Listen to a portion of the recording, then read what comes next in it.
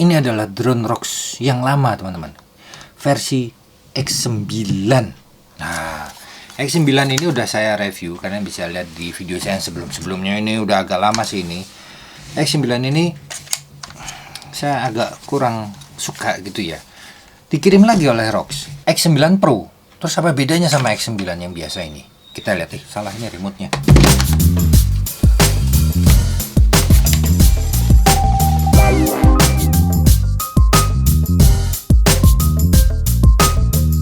Jadi kalau kalian ingin tahu apa yang saya nggak suka dari X9 yang lama ini adalah sinyalnya. Jadi ini baru terbang 50 meter itu kalau keputus sinyalnya saya nggak bisa apa-apa. Dia diem aja di jarak yang sangat jauh dari saya, dan saya harus datang nyamperin dia sampai remote-nya mau connect lagi baru bisa dikendalin.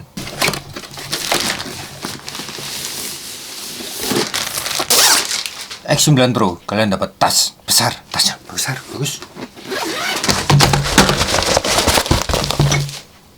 Ini drone-nya kayak gini. Drone-nya lebih besar daripada X9 yang lama. Ini yang lama seperti ini. Yang baru segini, gede yang baru. Wow, lebih besar ternyata ya. Jauh bedanya, lebih besar. Saya harap ini bisa terbang dengan lebih baik, dengan sinyal juga yang lebih baik. Remote-nya juga beda. Remote-nya yang X9 terus seperti ini yang X9. Biasa seperti ini. Beda juga sih feels dari bahannya. Tampilannya juga beda, X9 Pro, X9 biasa. Terus antenanya ini yang 9 biasanya kan agak letoy loyo gini ya. Kalau yang ini tidak ada antena, antenanya saya rasa ada di sininya nih. Lebih baik ini lebih bagus. Untuk baterai nggak bisa dibuka-buka, baterai cas. Ini juga saya pikir bisa dibuka, ternyata baterai cas juga. Nah, ini kualitas bahannya lebih oke sih, tombol-tombol di sini. Jadi HP-nya taruh sini nanti ya. Nanti kita coba. Terus ini untuk sticknya ada di bawah sini. Ternyata sticknya nggak diputer, dicolokin gitu. Masang sticknya tuh ditekan aja gitu, karena nggak ada ulirnya. Sudah seperti ini, selesai. Layarnya kayak gini, tampilan layarnya. Ya ini kok ada bahasa ini apa ini, saya nggak ngerti nih. Tuh, feel dari gimbal sticknya beda banget, beda banget. Ini harusnya lebih bagus daripada yang X9 biasa. Kalian kalau beli dapat remote, dapat baling-baling cadangan, dapat baterainya terpisah, gede loh ini baterainya. Terus ini tali untuk tasnya tadi. Coba saya pengen tahu dulu ini apa nih, USB, propeller, isinya apa aja.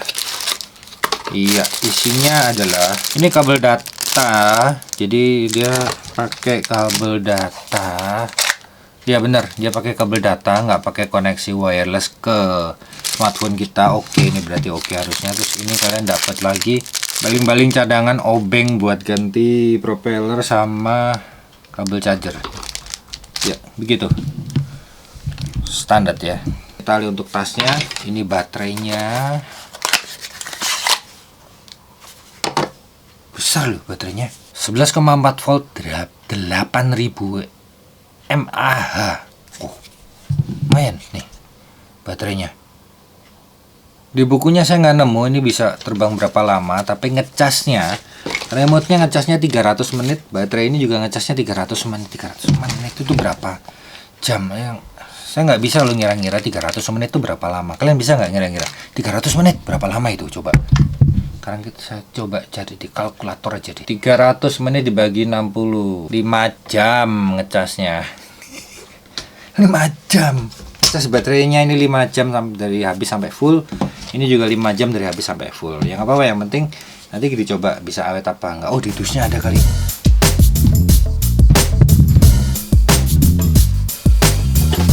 Gak ada teman-teman. Jadi di dusnya juga nggak ada keterangan dia bisa terbang berapa menit. Tadi saya coba cek di internet coba ya. 30 menit teman-teman, bisa terbang 30 menit nih ya, katanya yang di toko online. Harganya 3 juta, 2.999.999, 3 juta harganya. Dia sudah ber-GPS, kameranya 4K, jarak bisa 4 km katanya. Sensor kameranya 1/2,5 inci, artinya 1/2,5 itu sama dengan 0,4 inch, jadi hampir setengah inch sensor kameranya dia ini. Harusnya oke sih.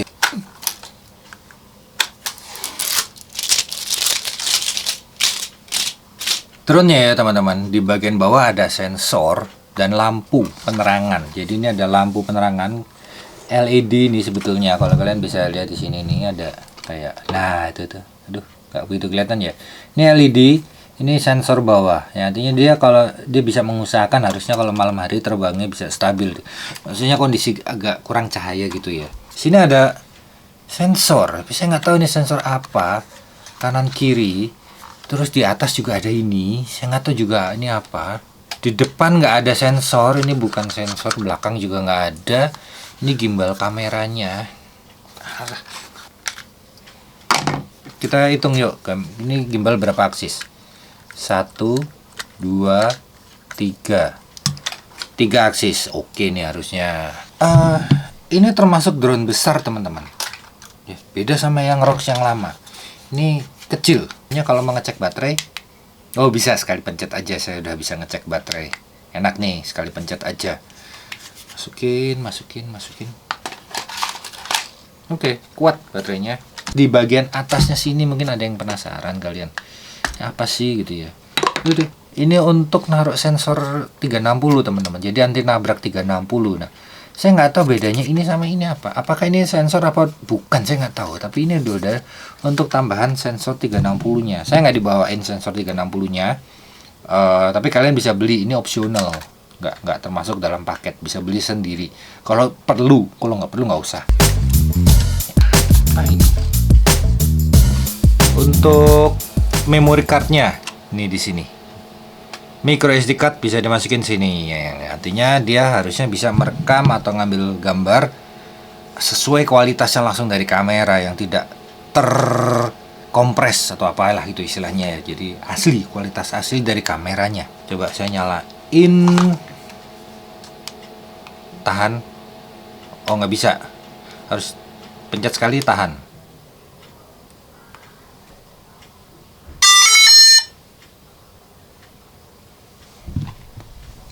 Yang bawah, coba lihat gimbalnya, kalibrasi gimbal. Nggak bisa, ini kayaknya harus ditaruh ini kalau mau lihat kalibrasi gimbalnya dia ini. Nggak boleh gerak gitu kayaknya. Coba yuk sini lihat.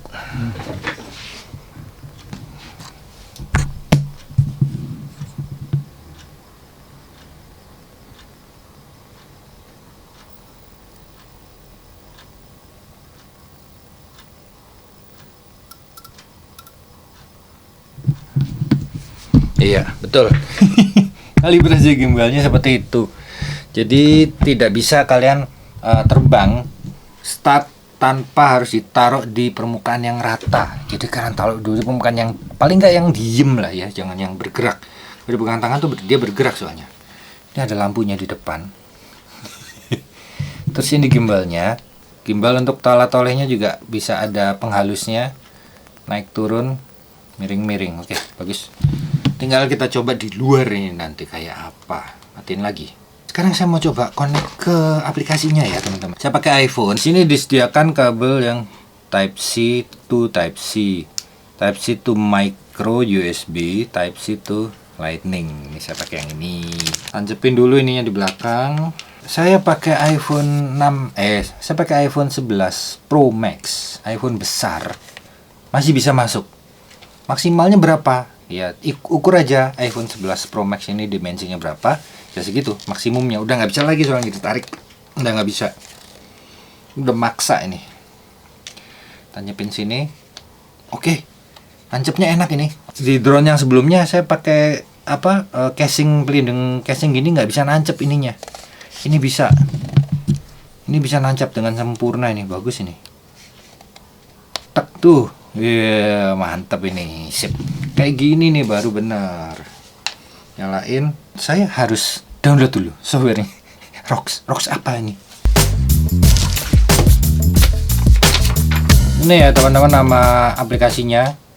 Kayak gini. Kalian juga bisa download dari scan di sini, di buku petunjuk bawahnya juga ada nih aplikasinya. Saya install dulu. Ya, tunggu ya.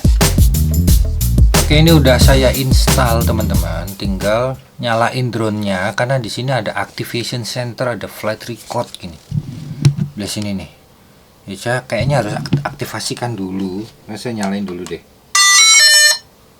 Terus masuk ke mana ya? Ke activation center, activation time. Keluarnya cuman gini aja.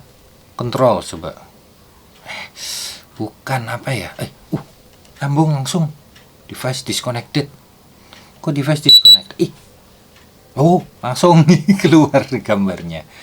Would like to access the camera SD Pro ya halo. Nah kayak gini teman-teman untuk kualitas kameranya. Ini saya nggak berani terbang di dalam ya karena ini drone besar. Tuh. Seperti ini kualitas kameranya. Saya rasa ini lebih oke dari ROX yang pertama. Untuk kualitas kameranya tuh bagus kok. Warnanya keluar semua ya, cerah warnanya oke. Terus saya coba matiin lampu studio saya. Bagaimana kalau kondisinya kurang cahaya? Mana remote-nya? Kayak gini, agak gelap. Masih oke ya, masih oke. Sekarang saya matiin. Kalau ini terlalu ekstrim, tapi kita coba.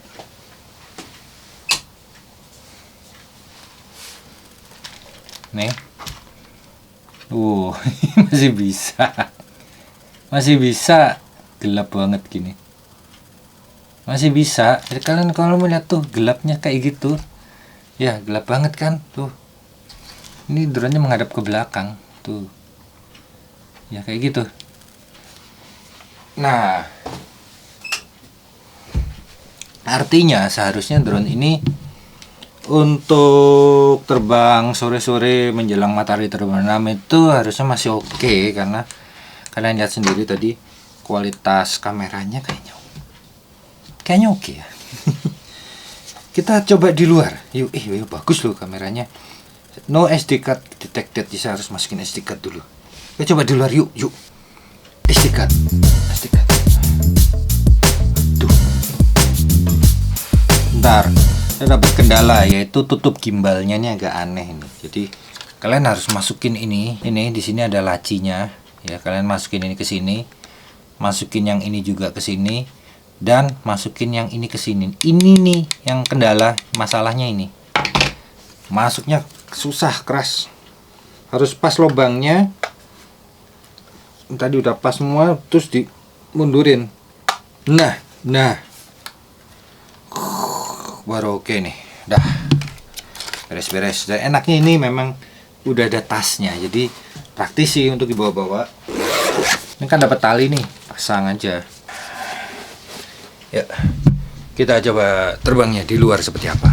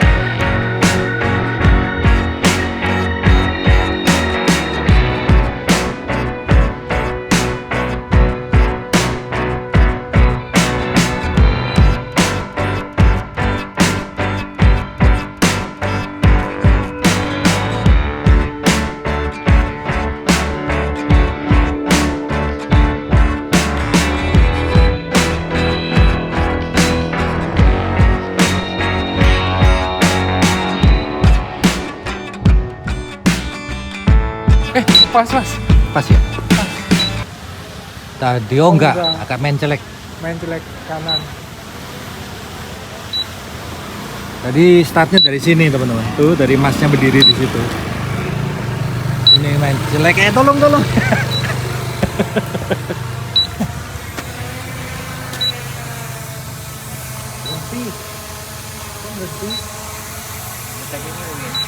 Apa ya? Enggak. Oh dia pelan-pelan. Oh menyesuaikan be. Kita biarin dulu. Tadi startnya di sini teman-teman.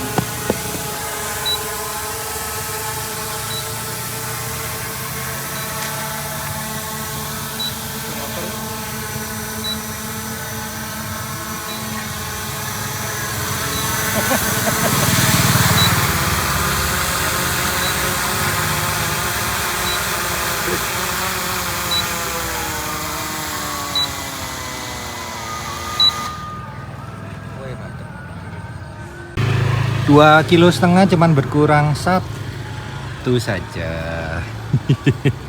masih kuat. Jadi baterainya bisa 30 menit nih baterai nih. Oh, Iya.